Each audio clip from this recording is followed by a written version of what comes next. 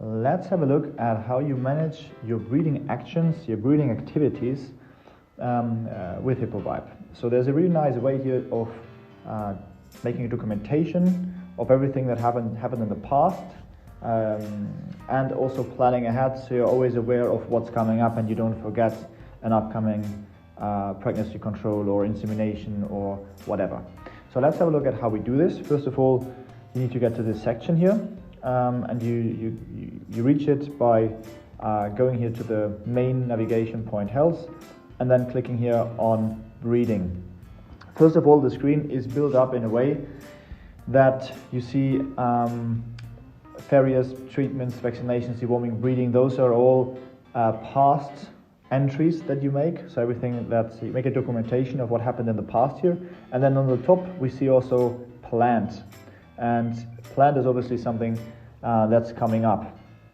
So that's important to know. So this is coming up, and everything down here is regarding the past. I think the best way to show it is by going through an example. So I click down here on the plus to add something. So we would create a breeding action now, and the first thing we would do is to select the breeding action that we want to documentate, because this is regarding the past.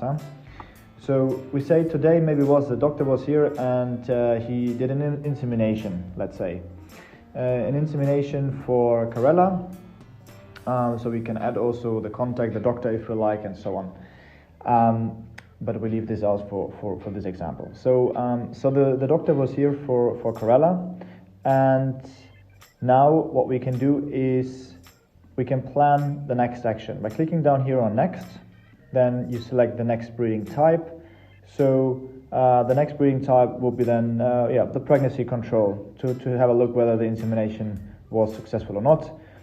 We can select the time period when we want to make the checkup again, and we save this.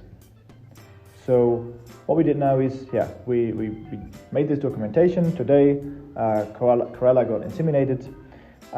You can also, show you this, you can also write in the remarks here. In the remarks field, you can say maybe by which stallion. You can say, okay, stallion was maybe Tiarado. You save this. So this is also something you can easily documentate here. That you know all the information that are relevant. The next thing I would like to show you then is to see what's coming up. So to see this, you go up here to planned, and we see then now 3 different actions that are coming up. Today we see there is a cycle examination for the horse Susie, and then we have the pregnancy control in 2 weeks for Donna, and also pregnancy control for Karela. That's the one we've just created. And something you can do then, if let's say the doctor was also here for the cycle examination, you can click on it and you can say, okay, this is being done, the doctor was here. You click on done, and then you make the documentation that this has happened, and you can also then again plan the next action, and we could say, okay, let's have a look, what's the next action? The next action would be to do the insemination then. So the doctor maybe said we can do the insemination, let's say tomorrow.